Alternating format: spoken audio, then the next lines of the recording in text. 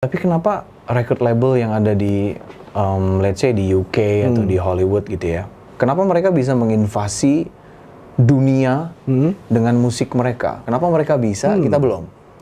Mungkin ya.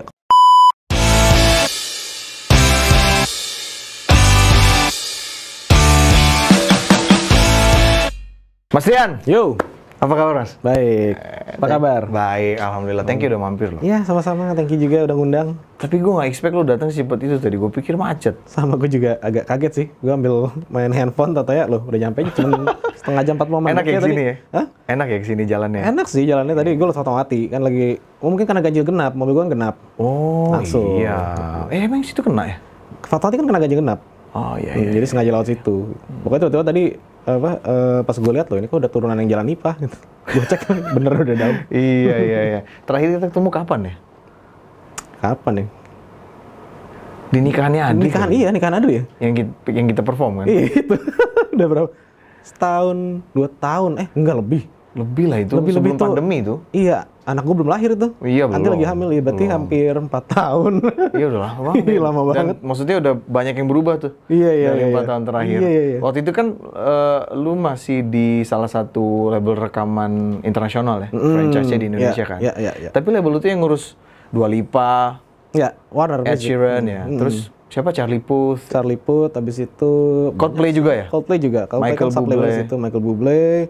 Kalau yang rock-rockan, Roadrunners kan di situ tuh. Dream Theater, iya, Slipknot, iya. Trivium, geng-gengan rock-rockan. Terus Iya. si Taylor Panic! Swift At the nggak Disco ya? juga. Taylor Swift apa? nggak?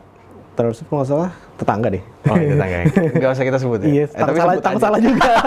Tetangganya yang mana soalnya? Ya Warner sih one of giant company ya di record labelnya. Kalau Indonesia siapa Mas ya? Kalau Indonesianya ada Kotak. Oh iya Kotak. Malik baru Oh, Malik juga ya, Malik Malik. baru masuk juga. Terakhir gue lihat sih Malik yang salah satu yang paling besar yang baru masuk sih. Berarti di Warner itu yang di Indonesianya berarti ngurusin artis internasionalnya juga kan kayak Charlie Puth. Jadi kalau misalnya di Warner Music Indonesia itu sebenarnya kebagi 2 tim sih. Ada yang ngurusin untuk artis domestik, yang which is yang lokal artis yang tadi kayak si Kotak gitu kan, atau Malik Asli gitu ini ya. Malik. Tapi kalau misalnya untuk international marketing itu ngurusin yang artis internasionalnya. Iya. Tapi lu sering dapat privilege tuh gue lihat. Bruno Mars juga nggak sih? Bruno Mars? Enggak ya? Enggak nonton. Kalau siapa datang terus kadang-kadang lu suka ketemu sama artisnya kan? Itu nggak juga sih, masa sih? Enggak lah dapet lu. Waktu Dua Lipa kalau nggak salah tuh. Oh itu karena Dua Lipanya ke kantor. Tuh, Dua Lipa ke kantor dia bos. Tapi dulu sebelum New Rules, sebelum pas awal banget gitu. Iya. Kita juga sekarang sih, ya kalau sekarang sih udah nggak susah kayaknya foto bareng. Kalau dulu mah karena emang awal-awal dia bikin kayak mini showcase di kantor Warner ya semua yang di situ ya bisa foto lah. Oh, Gitu. bedanya apa sih mas? Industri internasional Hollywood sama di Indonesia tuh kalau label ya? Sebenarnya sih kurang lebih sih kalau dari segi musik itu sih hampir sama ya. Cuman mungkin dari market sama treatmentnya agak beda ya. Karena kan kalau misalnya international music kan scope-nya tuh udah ya langsung worldwide kan. Which is kan dari segi marketing promotionnya tuh nggak bisa yang cuma domestik doang. Iya. Udah mikir negara-negara lain kan. Dan pasti dari mereka mungkin planningnya mungkin bertahap pelan-pelan tapi emang udah aim-nya pasti globally. Selalu begitu ya? Selalu sih. Karena mereka kan udah kayak apa ya penggerak industri mungkin ya bisa gue bilang udah kayak kiblatnya kan. Central lah ya? Iya centralnya lah gitu. Banyak kan kita ngikut ke mereka kan soalnya. Iya. Berarti treatmentnya tuh emang lain ya kalau di Indonesia juga ya? Bisa dibilang mungkin dari segi treatmentnya ya agak berbeda lah. Karena kan biar bagaimanapun juga kalau misalnya di Indo pasti kita ngadaptasi dengan market Indo kan. Kita nggak bisa langsung ngejar kayak gue mau ngikutin market US nih gitu. Ya kecuali kalau emang dari awal lagu lo bahasa Inggris, terus lo udah emang ready buat ke sana sih mungkin bisa nyesuaiin dengan cara di sana sih. Iya. Tapi kenapa record label yang ada di let's say di UK atau di Hollywood gitu ya? Kenapa mereka bisa menginvasi dunia dengan musik mereka? Kita kan maksudnya di Indonesia kan juga ada record label gitu. Iya. Kenapa mereka bisa, kita belum? Mungkin ya, kalau gue sih ngelihatnya kalau misalnya balik ke era zaman dulu, mungkin bukan cuma record label sih, cuman cara kita dulu dengerin musik tuh beda banget sama zaman sekarang. Kayak True. zaman dulu tuh mungkin karena ada TV, kita semua di drive nonton TV kan. Iya. Jadi kayak hampir semua artis yang kita sukain tuh dulu sama semua tuh. Kalau di Indo mungkin Dewa, dulu kan Gigi, pasti semuanya Padi, semuanya di situ kan. Cuman Ya mungkin juga itu yang digunakan sama mereka zaman dulu. Ya mungkin zaman Beatles kan juga semua di TV Beatles terus kan. Jadi semua orang kiblatnya ke situ aja udah. Rolling Stone semua gitu. Udah jadi kayak Tuhan. Itu ya. Karena mereka mungkin gue bilangnya karena mereka duluan ya, pionirnya sih gitu. Belum ada yang mulai, mereka yang duluan. Habis itu ya ternyata euforianya gede banget gitu kan, zaman dulu apalagi The Beatles. Ya udah mungkin jadi jalan sampai sekarang. Tapi maksud gue produknya Warner itu kan si Malik itu menurut gue kan the quality of the music kan bagus banget ya. Ya mungkin bagus sih selera. Tapi maksud gue harusnya sekelas itu mereka juga mestinya bisa menginvasi. Paling enggak sih menurut gue sih untuk market invasi Southeast Asia harusnya udah ini kok. Cuman kan kalau si Malik ya? Tergantung lagunya juga kan. Kalau misalnya lagunya bahasa Indonesia, mungkin Malaysia masuk. Gue yakin sih Malaysia udah kena sih sama Malik sih, pastilah. Berarti kalau bahasa Indonesia tuh possibility-nya buat kayak kan Korea kan gila banget tuh. Mereka menjual lagu dengan bahasa Korea. Iya. Itu terus sih, menginvasi itu sih yang hebatnya Korea itu sih, mereka bisa dengan bahasa Korea cuman berhasil bikin go international worldwide gitu ya. Cuman kalau di kita, kemarin emang belum ada kayaknya ya. Belum. Lagu lokal kan rata-rata yang kemarin berhasil nembus chart global tuh semua bahasa Inggris kan. Pamungkas ya kan, I Love You 3000 Stephanie Poetry juga kan. Terakhir yang lagi pandemi itu kalau salah Lati. Oh iya, Lati World Genius, tapi bahasa Inggris juga kan? Bahasa Inggris. Campur-campur sinden gitu ya. Iya. Kenapa ya? Korea sih yang berhasil. Kan? Sebenarnya musik Indonesia kalau yang gue pelajarin ya, dari tahun 70-an 80-an itu masih lebih bagus tuh daripada mungkin balik lagi ke si Korea ya. Gue sih personally gue suka K-pop sih. Serius. Ya benar. Serius. Makanya lu main gitar di Instagram kan lu suka. Iya, emang gue suka K-pop karena gue nonton Blackpink. Iya, minggu depan nonton Slipknot. Jauh. Dengan teman gue yang sama lagi, kita nonton Blackpink, wah nonton Lisa aja ini, minggu depan nonton Slipknot review. Nah, sebagai lu yang suka K-pop, berarti lu menganalisa dong. Kenapa bisa itu K-pop membuat? Karena mereka tuh dari tahap konsep sama productionnya itu udah gila sih. Dari mereka nge-build training aja kan udah kalau nggak salah bertahun-tahun ya, bukan bulanan loh, kayak dari umur berapa baru belasan tahun udah digembleng sampai akhirnya mereka debut. Pas debut dance-nya udah jago ya. Mungkin kalau nyanyi rekaman ya kita tahu lah music production sekarang kan banyak ngebantu lah buat vokal kan. Cuman ketika kita ngelihat Blackpink gitu kan, sosoknya tuh udah kayak ini aja sih, kayak wow gitu. Langsung jadi superstar gitu ya. Dan menurut gue juga mereka kan nggak langsung instan juga kan. Maka dari 2015 akhirnya kan baru gede banget itu kan, kayak pas yang album kemarin Venom itu kan. Cuma maksud gini loh. Lu kan di Warner kan Mas sebagai A&R kan. Berarti kan talent scouting kan. Yap. Apakah lu selama mencari talent tidak ada yang sampai levelnya kayak Blackpink gitu? Kalau kayak si Blackpink itu menurut gue di Indonesia ya? Iya. Orang Indonesia ya? Gimana ya? Karena prosesnya agak beda sih. Kalau misalnya A&R yang gue jalanin kemarin kan, kita ngeliat ada talent yang bagus, kita coba ngembangin visinya bareng-bareng gitu kan. Kalau misalnya K-pop itu kayaknya benar-benar bukan cuma penyanyi. Lo kayak ini ada yang menseleksinya tuh banyak banget. Sampai akhirnya kan digabung-gabungin kan.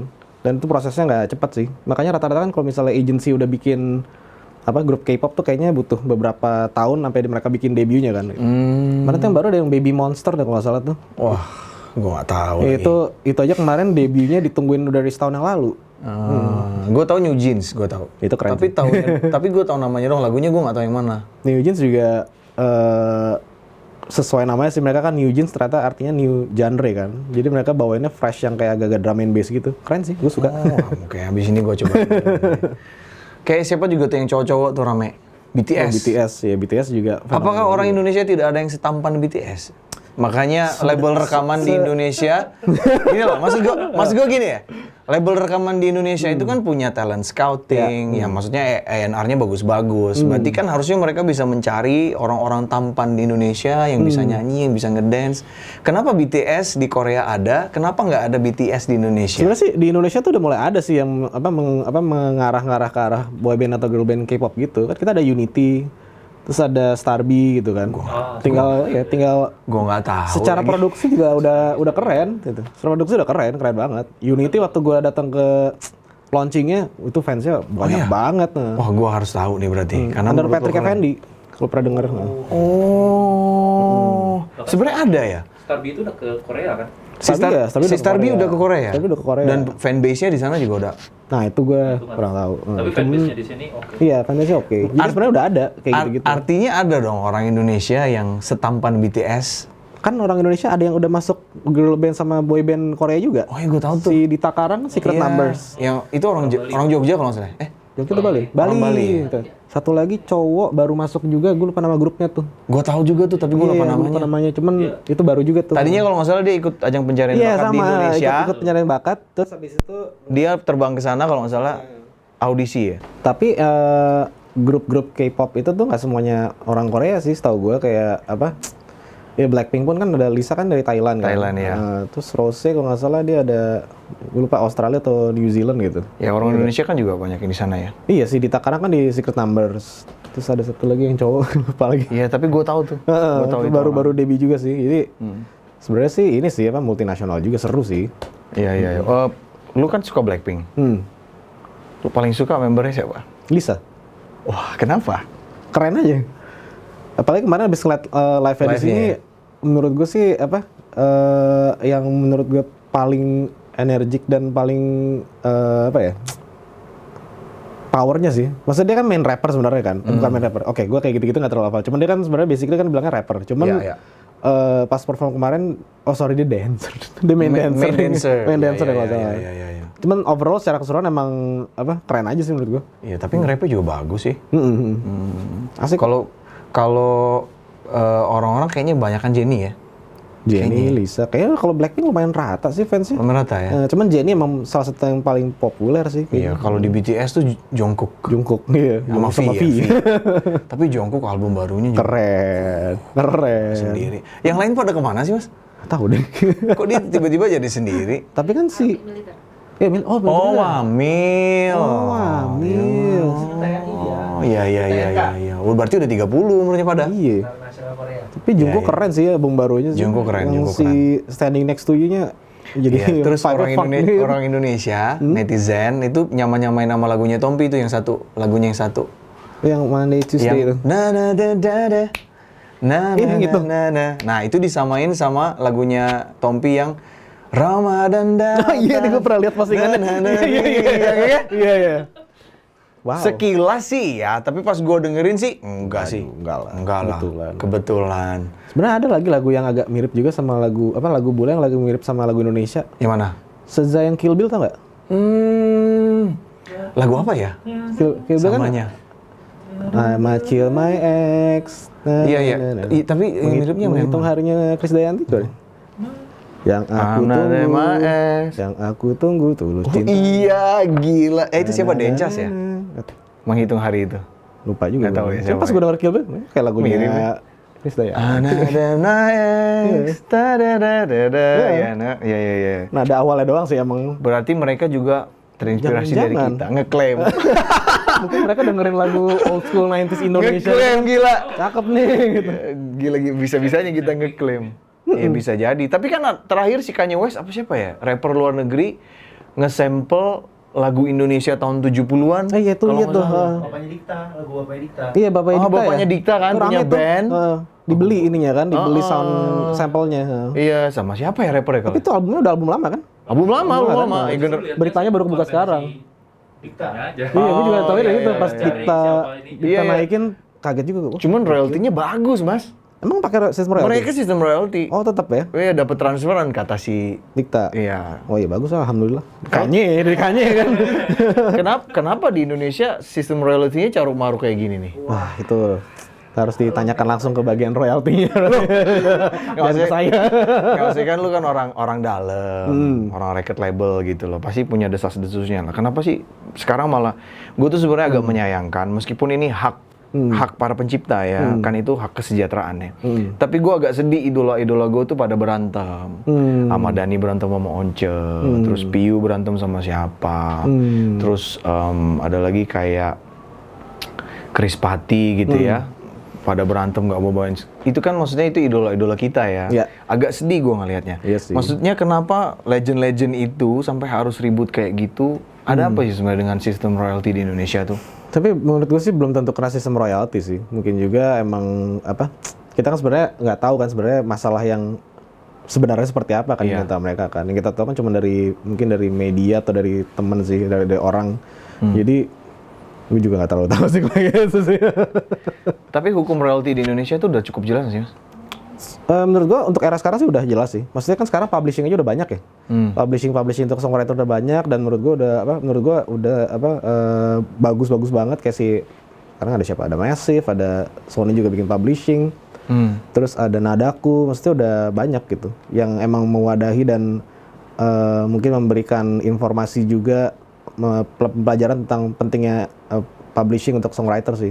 Kalau dulu kan mungkin masih minim ya gitu. Tapi kenapa dari kacamata musisi nggak bagus ya? Tapi dari kacamata lu bagus, Mas. Ya cocok-cocokan juga sih.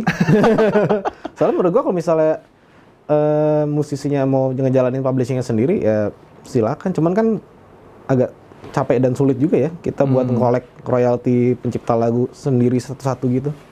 Kalau misalnya emang udah ada yang mewakilkan, kan walaupun publishing itu mewakilkan kita untuk meng-collect royalti, tapi kan tetap istilahnya kan mewakilkan kita, tetap di kita juga yang punya lagunya kan. Iya. Kemarin juga rame tuh ada beberapa musisi kayak siapa? Robi ya bro? Robi. Iya, Robi Gesha. Dia kemarin ada curhat juga soal mafia. Mafia musik ya. Itu gimana sih Mas? Memang ada ya? Kalau menurut gue sih mungkin aja sih ada sih. Soalnya kan menurut gue sih namanya bisnis sih di mana-mana pasti ada yang kuat lah. Gue gak nyebut mafia, tapi kuat sih pasti ada lah gitu kan. Di bisnis manapun menurut gue pasti ada. Mau di film, mau di musik, mungkin di insurance juga ada juga pasti. Ada. Juga jagoan-jagoannya pasti ada. Karena kan mereka pasti kan yang mungkin salah satu pioneer dan pelopornya juga kan yang membentuk komunitas ini kan gitu. Mungkin tanpa mereka juga nggak jalan kali sampai sekarang gitu. Iya sih. Tapi tetap aja sebenarnya kegiatan mafia itu kan sebenarnya nggak kita setujui ya sebenarnya. Cuman sejauh mana atau seperti apa kegiatan mafia yang dimaksud, gue nggak tahu. Itu yang kita nggak ngerti ya. Kita nggak harus singgungan sih sama itu ya. Yep. Ya tapi kan lu juga di record label kayaknya bagus-bagus aja record labelnya. Ya mungkin oknum lah. Gitu. Mungkin oknum lah. Mungkin di company ini terjadi, mungkin di company ini enggak gitu. Mungkin, kayaknya gitu sih ya. Mungkin juga. Karena beda-beda juga kan. Mungkin juga orangnya orang yang berhubungan ini emang nggak cocok aja, jadinya kayak ribut. Gitu kan. Kita nggak bisa maksain kan, kecocokan orang kan beda-beda soalnya kan. Iya, apalagi yang soal royalti gitu ya. Takutnya apakah mungkin komunikasinya yang kurang clear atau waktu itu deal-dealannya kurang jelas, kita nggak tahu kan soalnya waktu itu terjadi seperti apa. Jadi agak susah juga sih. Ya, gue sering lihat random ya, gue sering lihat postingan lu main gitar di Instagram, itu kan lu cover kasih lead di lagu K-pop gitu, terus lu cover lagu-lagunya di Purple gitu, terus Van Halen juga ada deh kalau nggak salah. Nah, gue lihat skill lu jago banget Mas. Terima kasih. Dan lu ada band namanya Omelette tuh, sama Mbak Nisa. Dan menurut gue bandnya produksinya bagus, serius kelihatannya ya. Kenapa itu nggak diterusin Mas? Sayang. Ini dulu cuma hobi soalnya dari kecil. Awalnya tuh Telur Ceplok, kita band festival. Drummernya dulu si Echa Sumantri. Omelette itu namanya sebelumnya Telur Ceplok. Drummernya Echa Sumantri. Iya, drummernya Echa Sumantri. Kita main festivalan, terus habis itu festivalnya lomba maksudnya?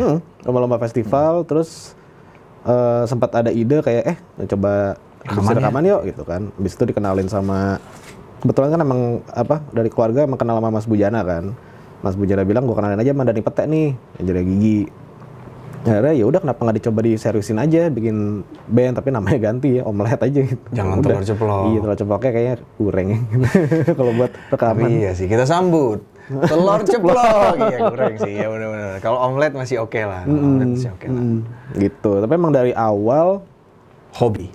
Gua sama Nisa emang komitmennya hobi karena kita sama-sama fokus di sekolah sih. Gitu. Tapi lu deket banget sama dunia musik, lalu aim-nya kemana tuh? Objektifnya, impiannya?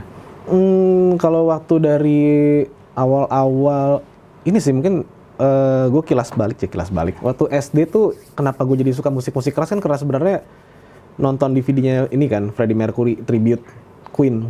Oh, yang di Wembley. Isinya kan tuh ada Metallica, ada Extreme, ada Def Leppard. Nah, gue tahu band-band itu dari situ. Kan nonton siapa nih gitu. Tiba-tiba bawa Entertainment, ada Guns N' Roses dari situ. Dari situ masih SD gue pulang sekolah ke sebelah sekolah tuh ada toko-toko majalah kan. Itu majalahnya ada yang majalah-majalah metal, rock gitu, Hit Parader. Tulis tuh The Greatest 100 Metal CDs of All Time. Gue beli. Gue sih masih tahu itu. Nah, gue Gen Z beli. sih kayaknya. Nah, dari situ gue tau band-band yang aneh-aneh. Bukan aneh. Mungkin zaman dulu kayak CD-nya belum masuk sini. Gue tau Marilyn Manson dari situ. Iya. Gue tau Korn, gue tau Black Sabbath, terus apa lagi ya? Wih. Mau Nine Inch Nails, mau yang aneh-aneh dari situ semua. Karena kan dia nge-list 100 greatest metal atau rock CDs of all time kan. Nomor 1 gue ingat Led Zeppelin yang keempat tuh, yang Zoso, yang ada Stairway to Heaven. Yang paling mencolok menurut gue dari semuanya classic rock ada satu ya Marilyn Manson. Waktu itu Dari sini nggak ada, nitip bokap lagi ke Singapura. ada. Bokap nanya, kamu tahu artinya apa nggak? Emang apa Pak? Antichrist Superstar ini artinya apa? Mana gue tahu masih SD gitu kan. Orang cuma tahu ini masuk list doang sih, nggak tahu juga. Mana gue tahu itu satanis atau apa. Tapi Cuma pas gue dengar gue emang suka musiknya. Tapi Marilyn Manson emang sadis sih dia. Sadis sih. Lirik-liriknya itu membuat orang tua melarang mendengarkan. Iya. Terus apa ya? Ya mungkin zaman dulu sih sampai gosip-gosip tentang dia kan banyak banget tuh kan. Banget. Sudah matanya mata boneka lah apalah, baru pakai kontak lens. Cuman emang ya itu sih perjalanan gue jadi suka-suka musik keras itu kan ke situ Gara-gara kan. itu. Nah, dari situ jadi mulai kepikiran kayak Bikin band bikin apa ya? Enggak, record yang gue bikin record label. Oh. Kayak apa? Ya gara-gara mulai ngeranah ke Roadrunner Records lah, terus ada Nuclear Blast, record label yang khusus keras-keras semua kan. Feel by Ramen yang punya kan si P2 Fall Out Boy kan. Iya. Isinya ada Paramore, ada Panic! At the Disco, kan Iya. jadi Wah, itu seru sih. pikiran kayak keren juga ya punya kayak gini gitu. Tapi waktu itu cuma ngalor ngidul doang, kayak pingin aja gitu. Sekarang masih pengen nggak punya record Jujur label masih. kayak gitu? One of the reason kenapa gue balik lagi ke kan gue sebenarnya lulus kuliah kan gue sempat di industri lain dulu. Oh, di mana, Mas? Sempat pernah di broadband internet company juga, agency juga pernah, sampai akhirnya ditawarin lagi mau balik ke industri musik nggak gitu kan. Tapi dari sisi sebaliknya, which is sebenarnya dari dulu tuh gue emang ada aim pengen kerja di record label. Sebelum punya record label pasti kan pengen ngerasain dulu dong Supaya pengalamannya. Gitu. Jadi ya sekarang sih lumayan selaras lagi sih. Jadi iya sih. Ya. Lumayan lah, jadi kayak ngerasain apa ya? Kerjanya sekarang jadi nyambung ke passion lagi sih. Sebenarnya ya. Tapi tadinya sempat agak Sempat lulus kuliah, kerjanya nggak langsung balik ke musik, tempat lain dulu, terus tiba-tiba dapat opportunity buat balik ke diajakin ke record label, dan ya udah kerasa kayak kayaknya emang passion gue dari dulu di sini sih gitu. Jadi ya ilmu kuliah gue apply di sini aja, jadi nyambung lagi. berarti suatu hari lu akan punya record label ya? Amin sih. Wah, gue doain pingin deh. ya. Kita doain ya, guys ya. Supaya. Pingin ya. Iya. Apa sih bedanya sekarang orang indie sama record label tuh? Indie sama record label? Iya. Maksudnya dengan major? Iya, artis indie sama major. Oh, ya sesuai label. namanya sih mungkin ya. Kalau misalnya sebenarnya gue ngeliat artis sih hampir semua artis, ya mungkin indie sama major lebih ke ini sih. Kalau misalnya major,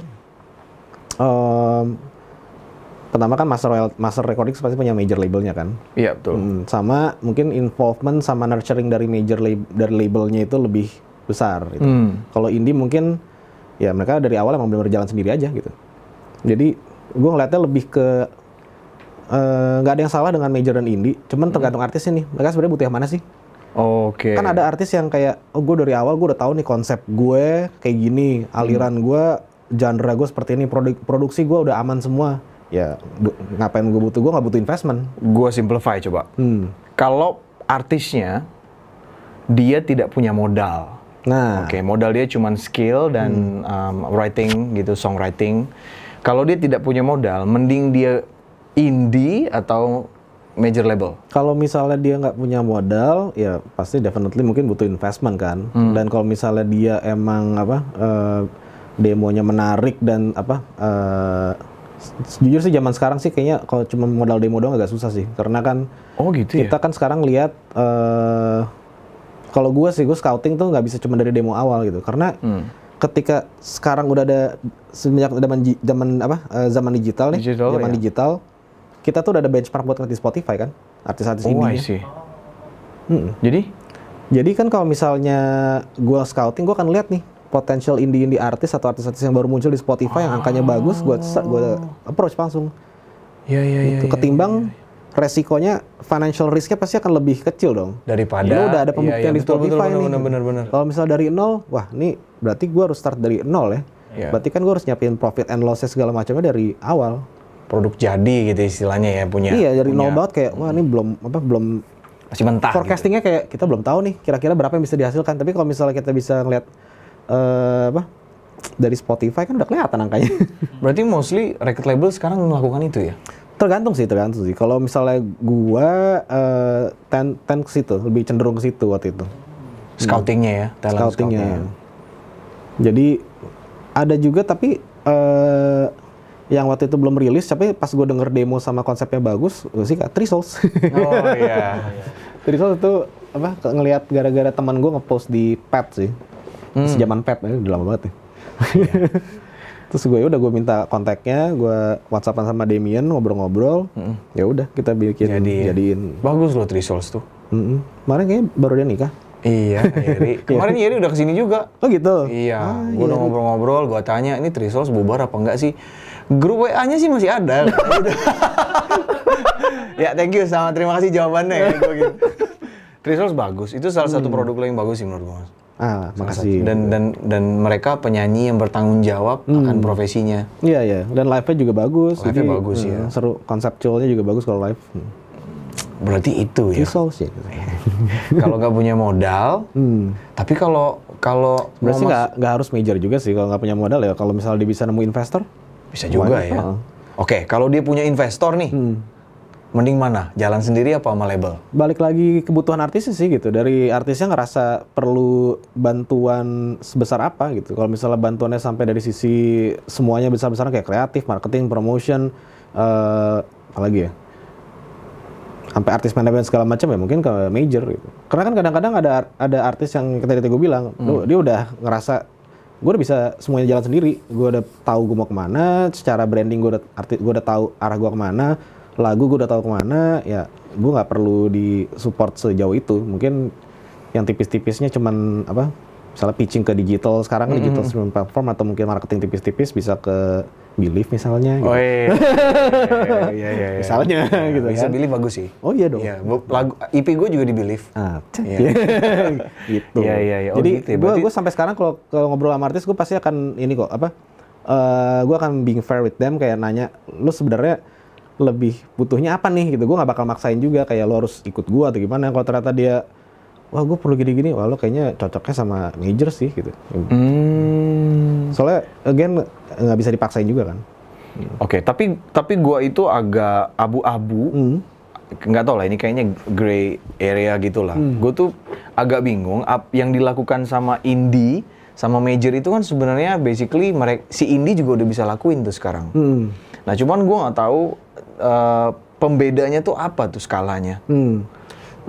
Mungkin gini, kalau misalnya gimana ya? Kalau misalnya major dari sisi A&R segala macamnya kan involvement juga kan, kayak artis mungkin lebih kasarnya artis lebih aman, tau beres.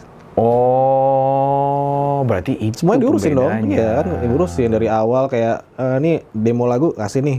Produser gue nyariin, songwriter gue nyariin. Kalau misalnya lu buat lagu, oke gue dengerin, oh lagunya kayaknya cocok sama produser ini. Lo mau nggak? Kalau udah kita produksi, lo tinggal nyanyi, vokal director gue cariin. Habis itu kita photoshoot, fotografernya kalau lo ada preference boleh, tapi tetap gue yang deal. Gini. Pokoknya udah kayak gitu. Kalau mau sebaliknya, tadi kan major. Kalau orang yang musician yang dia mau start indie, semuanya mau dia independent, step by stepnya jalurnya gimana mas? Mungkin dia nggak, mungkin dia capital juga dia mungkin nggak punya. Iya, mungkin ya.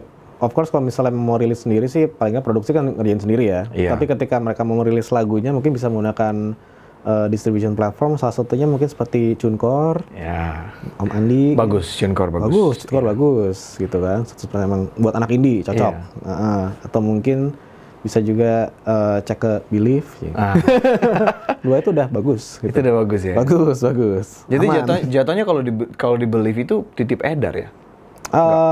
Iya sih, lebih ke kita menyebutnya sih distribution platform sih, karena kan kita yang mendistribut materi ya lagunya ya, produksi lagunya ini, masternya ini ke platform-platform partnernya kita. Oh. Gitu, Spotify, YouTube, Apple Music, For TikTok free kan? Music. Gratis nggak sih? Kalau misalnya Believe itu ada berbagi sharing royalty. Sharing royalty. Kalau Kalau TuneCore? misalnya TuneCore itu kalau nggak salah 100% ke artis karena subscription base. I see. Iya, gitu. Kalau nggak salah sih. Nanti bisa cek di website TuneCore. Gitu. Oke. Lebih lengkap. Karena kan banyak juga artis indie yang tiba-tiba viral di sosial media. Betul. Karena sih sosial media kan gratis juga ya. Betul. Cuman untuk bikin viral itu loh mas, kayaknya susah banget gitu. Banyak loh, mungkin satu hari itu ada berapa ribu konten yang mencoba untuk viral. Tapi mungkin hanya 1% yang viral. Iya, soalnya kalau semuanya viral nggak jadi viral. Bener juga sih. Ya menurut gue sih nggak ada apa di exact formula untuk lo jaminan pasti viral sih. Nyoba mungkin bisa ngeliat dari previous case atau mungkin analisa tren, bisa ngikutin juga bisa riding the moment stiker yang lagi ngetren atau filter apa yang ngetren. Tapi menurut gue sih garansi 100% bakal pasti viral sih. Enggak sih, soalnya kalau misalnya ada formula seperti itu semua orang viral. Tapi nggak jadi viral dong. Jadi kalau yang viral, nonton jadi semuanya banyak. sama Iya. gitu.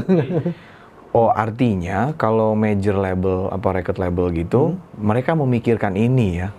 Pasti sih, menurut gue sih semua mau dari record label, menurut gue juga banyak indie musicians yang udah ngerti juga. Untuk melakukan ini. Apalagi menurut gue yang udah digital savvy, yang udah menggunakan social media dan rajin sih harusnya udah aware, udah kayak ngelihat oh ini bisa ngebantu buat naikin musik gue nih gitu, atau mungkin ini bisa ngebantu naikin tren penggunaan sound gue nih gitu kan. Pasti udah kepikiran ke situ sih. Malah menurut gue kemarin tuh ada juga beberapa case di mana artis bikin lagunya tuh emang udah di mindset tuh udah disiapin nih buat di sosial media, ntar gue mau gini gitu. Jadi dari segi liriknya nih IG banget nih, TikTok banget nih, atau ini banget dari situ. Mereka udah mulai adjust ya. Tapi memang menurut gue musician yang baru-baru nih cukup kreatif sih. Tapi gue menemukan beberapa fenomena mas. Apa tuh? Jadi gue ngeliat musician di TikTok gitu 1-2 menit bagus, di Reels 1 menit bagus, tapi pas live-nya nggak bagus. Ya itu balik ke orangnya sih. Iya, maksudnya sekarang fenomenanya gitu loh. Terus gue juga menemukan satu fenomena, orang tuh tahu lagu A gitu, tapi taunya cuma bagian pre-chorus sampai chorusnya doang. Iya, itu faktor Sekarang. karena short audio yang kita dengar di Iya. sosial media kan. Nah, di kayak Spotify kan lu ngerjain ini mas, lu kan ngerjain publishing ya. Di Spotify itu skip rate-nya tinggi nggak sih sekarang? Jujur gue belum ngecek lagi sih, tergantung lagu kan kalau misalnya skip rate-nya itu kan. Kalau misalnya itu gue harus ngecek ke tim sih, cuman harusnya sih nggak terlalu berhubungan sih, karena even kalau misalnya di sosial media ada potongan klipnya, sekarang kan bisa diklik buat lari ke full song kan. Iya. Gitu, jadi udah mulai integrate juga sih. Sebenarnya ya. Gimana caranya mungkin short clip yang ada yang bikin viral itu bisa nge-generate si full songnya gitu. Tapi rata-rata hampir ini kok berbanding lurus. Lebih masif mana? YouTube Music apa Spotify? Beda sih, tergantung market juga sih. Kalau misalnya hampir sama sih, soalnya menurut gue yang banyak banget digunakan emang dua itu sih sekarang. Dua itu ya? Apple Music nggak terlalu ya? Apple Music juga banyak kok. Gue menggunakan semuanya, gue gunain YouTube gue pakai.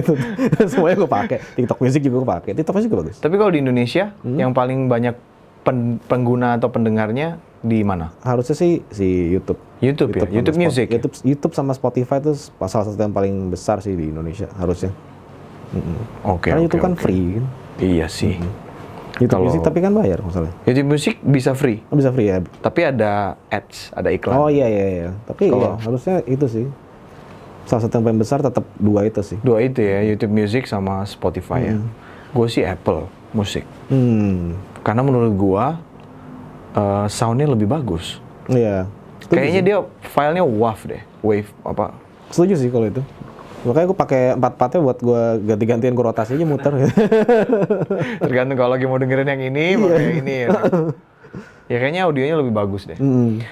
Nah, oke, gue ngelihat lu tuh sekarang, kemarin gue sempet reply Instastory lu yang lari kan. Oh Lu iya. kayaknya lagi lari banget mas, Iya nih, lagi lagi getol jogging banget nih. Ada apa? Jadi apa ya? Gue baru mulai lari tuh. Ya kalau olahraga sebenarnya dulu dari sebelum pandemi udah getol ya, seneng dulu kickboxing lah, bola, futsal, lari dulu dikit-dikit lah gitu kan. Habis pandemi mager tuh kan, social distancing segala macam, udah nggak olahraga sama sekali. Nikah punya anak, makin jarang olahraga. Terus akhir November kemarin gara-gara ngeliat ini postingan temen gue di IG story, dia tuh si Mala, Ayana Trinity tuh. Nah, waktu itu gue reply ke dia, cuman gue ngeliat di postingan lumayan kena sih, kayak you're willing to die for your kids. Are you willing to live for them? Itu lumayan kayak triggernya ya. Kayak, gokil juga nih gitu. Jadi pengen olahraga gitu. Lo harus jaga kesehatan ya. Iya, abis itu karena ya kan lu sebagai sekarang bapak ya, ayah. Panggilannya apa? Papi, papa? Papa aja. Papa ya. Oh berarti triggernya justru Papi Meksiko banget. Papi gitu. Iya. Enggak ada beda dong. Oh berarti triggernya justru family ya. Iya ya, gue jadi ngerasa kayak lebih pingin nyoba pola hidup sehat gitu. Cuman ternyata keterusan sih. Ternyata seru banget running, agak adiktif gitu sih menurut gue. Iya, postingan lu sekarang lari-lari terus. Gue lari 5 kali seminggu. Tuh kan. Kalau gue lihat mulu kok berapa K gitu. Wah, buset nih Mas Rian. Larinya jauh amat. Nanti kalau lagi istirahat yoga gitu. Hari kosong yoga. Tapi kembali lagi ke triggernya family tadi ya. Kayaknya memang cara pandang kalau udah punya anak tuh beda. Gitu sih. Ya. Jadi gue jadi pengen mencoba pola hidup yang lebih sehat aja sih, buat lebih ya menjaga badan juga kan gitu. Gitu. Tapi lu punya ketakutan nggak sih Mas sebagai papa gitu, sebagai takut pasti ada lah. Deep dark fear-nya pasti ada lah semua orang sih. Gitu. Apa yang paling lu takutin sekarang Mas kalau untuk urusan family? Ya kehilangan keluarga lah itu, udah pasti. Udah paling nggak bisa ngebayangin. Kan gue bentar lagi punya anak juga nih. Nah itu, begitu lo udah punya anak, mungkin di situ baru tuh trigger emosi-emosi yang tadinya nggak keluar tuh. Serius. Contohnya apa aja Mas? Iya, lo tiba-tiba nyadar kayak, anjing gue udah jadi bapak ya. Oh itu tuh ya? Iya, wah gue harus menghidupi dia ya gitu.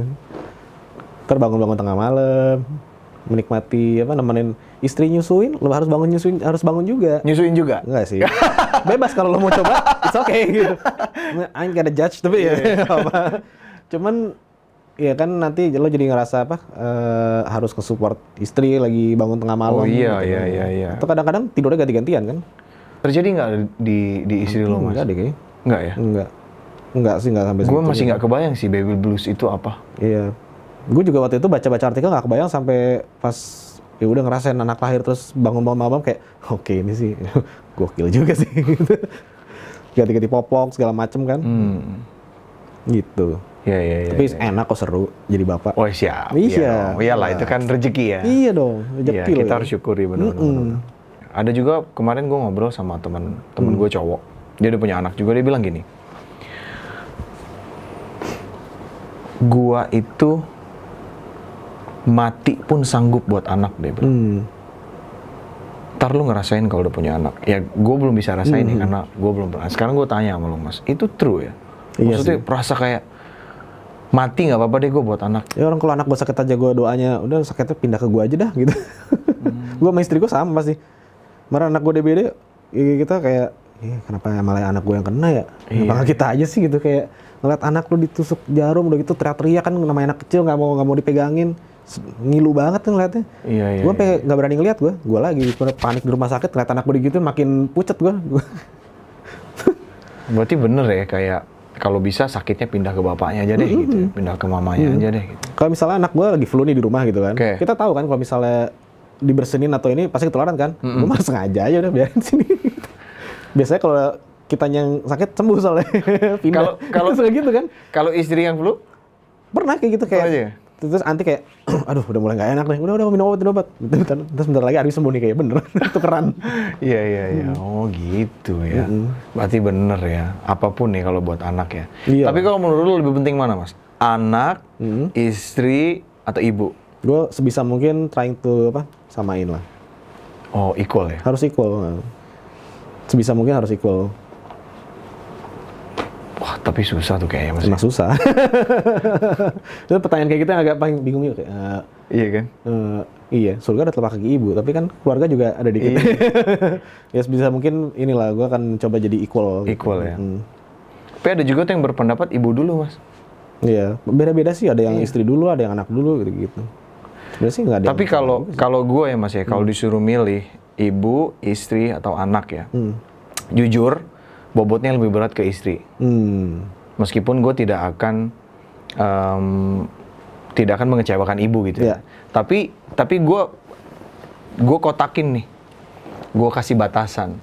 Kalau in terms of penghormatan, gue pasti lebih memilih ibu dulu tuh. Kalau penghormatan ya, karena kan dia yang melahirin gue. Tapi kalau terms dan conditionnya adalah kewajiban, gue akan mengutamakan apapun tuh istri dulu kalau gue. Saat ini gue mikirnya gitu. Bahkan anak itu setelah istri kalau gue. Karena gue sempat mikir gini, dan gue sempat dengar beberapa juga omongan dari orang lain.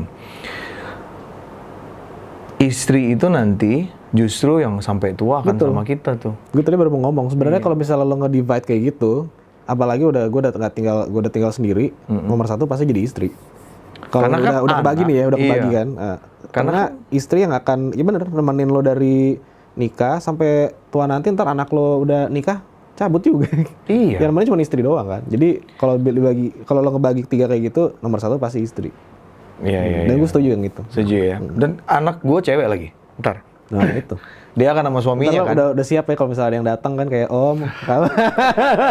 Salam kenal om gitu. Gue tembak. Gayanya kayak di PR Ian atau Jungkook gitu gimana?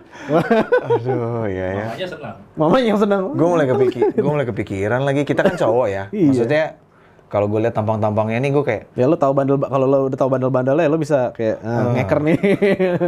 Gue tahu otak lo isinya. Sumpah. Itu sih gue sempet mikir sih, karena anak gue akan cewek. Iya. Wah, udah siap jadi bapak nih bentar lagi nih. Ya bismillah ya. Ya lu udah melalui banyak lah. Maksudnya ngeband udah. Impian lu ternyata bikin record label dan on progress lah. Gue doain semoga sukses. Amin. Terus ya secara kehidupan sosial, financial, gue lihat sih lu kayaknya stabil-stabil aja. Alhamdulillah. Tapi gue mau nanya gini, are you happy now with your life? Honestly, yes. Why? Punya family, udah punya anak, ya istri, anak yang ya gue sayang banget lah mereka lah, masa nggak mungkin, udah pasti kayak gitu. Ya kita udah hidup, mencoba hidup mandiri juga, got a great house, a great job, still in the music industry juga. Ya feeling good sih, lagi hobi lari juga. Ya, gue trying to apa ya, keep it balance sih. Jadi mencoba yang namanya pekerjaan tuh gue nggak mau bawa sampai terlalu stres gitu kan, mencoba bawa fun juga gitu kan. Jadi so far enjoying my life sih. Berarti lu menganut ini ya, life balance ya, kayak orang kan suka bilang work life balance gitu. Dulu mungkin work party balance ya, sekarang sih ya. Jujur aja kalau dulu kan, tapi sebelum berkeluarga, sebelum nikah. Cuman kalau sekarang iya sih, jadi kayak menurut gue sih working environment tuh penting banget sih. Jadi kalau misalnya lu berada di tempat yang nggak nyaman dan mungkin toksik atau gimana, ya wajar aja kalau lu stres sama nggak ini sih gitu. Tapi so far sih di lingkungan kerjaan gue yang gue alamin semuanya fine gitu. Jadi bikin gue kerja tuh bukan jadi beban, jadi semangat gitu. Apalagi mungkin juga ya karena emang passion gue dari kecil di musik, jadi ini kan berhubungan dengan ngejar sesuatu nih, kayak ngejar artis, ngejar signing. Jadi gue ke drive untuk kayak bukan jadi beban, tapi kayak yuk semangat yuk gitu. Gue penasaran nih gitu. Ini bisa nih ngesign dia nih gitu. Jadi ke situ sih gitu. Dan ujung-ujungnya kan kalau misalnya gue ngesign dia, performance gue bagus, ya salary wise bagus, impact-nya ke keluarga juga. Benar. Buat istri sama anak juga gitu kan. Paling gue remedy gue pagi-pagi ya lari tuh ngebantu sih. Kayak ngebantu ya. Long run ambil dengerin lagu, tapi lagunya lagu pop. Kalau lagu metal jadi kenceng larinya, capek. Bawa gitu, gue percobaan. Waduh, terlalu ini. Ganti langsung lagu pelan aja biar kalem gitu. Tapi apa ya, maksudnya ya gue seneng sih, maksudnya banyak orang mungkin baru-baru mulai menikah, dia belum punya rumah, terus dia ya hidupnya mungkin masih seadanya gitu. Nah, lo ada tips nggak buat orang-orang yang baru menikah? Supaya dia tetap semangat dan tegar menjalani. Sih. Nabung ya? Nabung aja sih. Financial decision yang paling lu syukuri apa, Mas? Yang paling membuat lu kayaknya financial decision yang membuat gua sekarang kayak gini tuh ini deh gitu. Apa ya? Ya mungkin pas kita rumah mungkin. Rumah ya? Udah sama Anti. Ya gue ada financial decision pasti gue ngobrol bareng istri juga kan, berdua kan soalnya. Cuman kalau tipsnya apa ya? Mungkin gue ngerasainnya ini kali ya. perbedaan sebelum dan sesudah menikah ya. Ya. Kalau sesudah menikah, sekarang tuh jadinya almost all financial stuff itu gue akan drivennya untuk ke rumah tangga sih. Karena kan beberapa kegiatan rumah tangga juga istri gue yang ngurus juga kan. Kayak Arbi gitu kan, lebih suster segala macem, lebih ngobrolnya sama bini gue kan. Gitu. Jadi lu lebih mempercayakan ke istri ya? Nah, gue sekarang kalau misalnya semenjak nikah lebih mikirin beli kebutuhan buat anak sih. Iya ya, memang orientasinya berubah ya. Ya. Ya gue seneng sih Mas, maksudnya lu jawabnya happy gitu. Tapi kalau kita mau rate 1 sampai 10, berapa happy-nya? Harus 10 dong. Kalau gue prinsipnya tuh dari dulu tuh sebisa mungkin harus jalanin hidup happy sih. Kalau misalnya nggak happy, gue ini aja. Bukan tinggalin, cuman ya lo cari instead of kayak jadinya gue ngedown terus kayak stres gitu, gue mendingan gue cari solusi sih, apapun itu. Tapi makna happy sendiri apa menurut lu Mas? Sesuai itu sih, sesuai kata-katanya happy bahagia udah. Gitu aja ya. Ya oke. Happy ya lo ngejalaninnya tenang, nggak konflik. Ya gue sih emang orangnya jujur sih gue menghindari konflik sih, paling males gue konflik. Jadi ya gue orangnya lumayan lempeng sih masalah gitu sih. Jadi kayak kalau misalnya ada masalah ya nyoba cari solusinya lah, apapun itu, kayak berusaha nggak overthinking. Kadang-kadang sih tetap sih kena overthinking apa gimananya kan. Cuman kadang-kadang gue mikir kayak ya lu seberat-beratnya hidup lu masih banyak yang lebih berat kok. Iya.